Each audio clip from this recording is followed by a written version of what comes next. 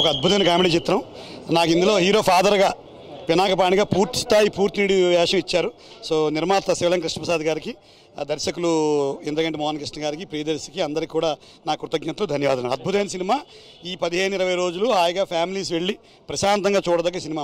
మన కుటుంబాలు, పక్క కుటుంబాలు కూడా బాగుందండి. అందరి పాత్రలు అద్భుతంగా ఉన్నాయండి. అది వ్యక్తిగతం, నేనేదో నమ్మను. లాస్ట్లో కూడా జాతకం నమ్మదని చెప్పాడుగా. ఏ శాస్త్రం మనిషిని చంపమని చెప్పదు అని చెప్పాడు లాస్ట్లో. అంతే, అలా కంక్లూడ్ చేస్తాను.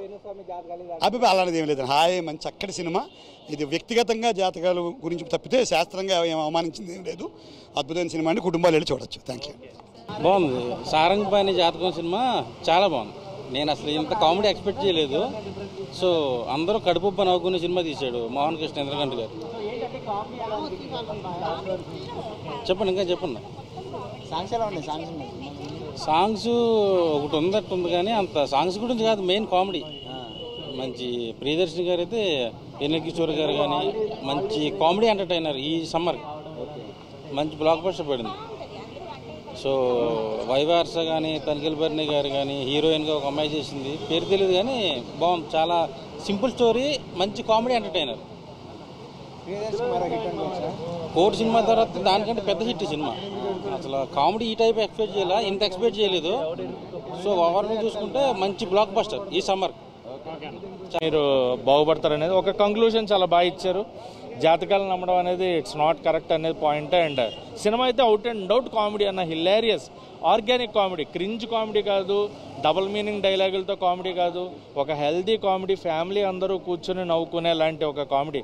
మనకు అలాంటి కామెడీలు ఇదివరకు మనం చూసుకుంటే కనుక జంజాల గారు కానీ, లేదంటే ఈవీవి గారు కానీ, మేడు జాతిరత్నాలు అక్కడ వాటిల్లో కూడా కొంత ఎక్కడో మనకు క్రింజ్ అనిపిస్తుంది. ఈ జనరేషన్ ఆఫ్ కామెడీ లాగా కొంతమంది. బట్ ఇది ఏంటంటే ఫ్యామిలీ అందరూ చూసేలాగా, కంప్లీట్ ఒక ఫ్యామిలీ ప్యాకేజ్, ఫ్యామిలీ అందరూ కూర్చొని చూసుకునేలాగా ఉండే ఒక మంచి కామెడీ ఫిలిం అనమాట. So healthy. సత్య గారు కాదు, ప్రియదర్శి, ఎన్ఎల్ కిషోర్, వైవాహర్ష గారిది సెకండ్ హాఫ్లో వస్తుంది. సెకండ్ హాఫ్ వాళ్ళ ముగ్గురు కామెడీ బాగుంటుంది. బట్ ఫస్ట్ హాఫ్లో మటుకు కొంత వెన్నెల కిషోర్ గారు అండ్ ప్రియదర్శి గారు వాళ్ళిద్దరు కామెడీ ట్రాక్ మామూలుగా ఉండదు అనమాట. నవ్వుతూనే ఉంటాం. అంత హిలేరియస్గా అయితే ప్లాన్ చేసుకున్నారు సినిమాని.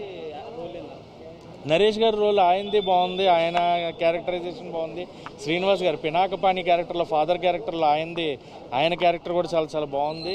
ఎవరి క్యారెక్టర్ తక్కువ ఏంటి, వీళ్ళది ఇంతే అని చెప్పలేము. So every one did their best సినిమాలో అయితే. బల్గం ఒక different type of film. Court ఏమో యాక్షన్ డ్రామా ఉంటుంది.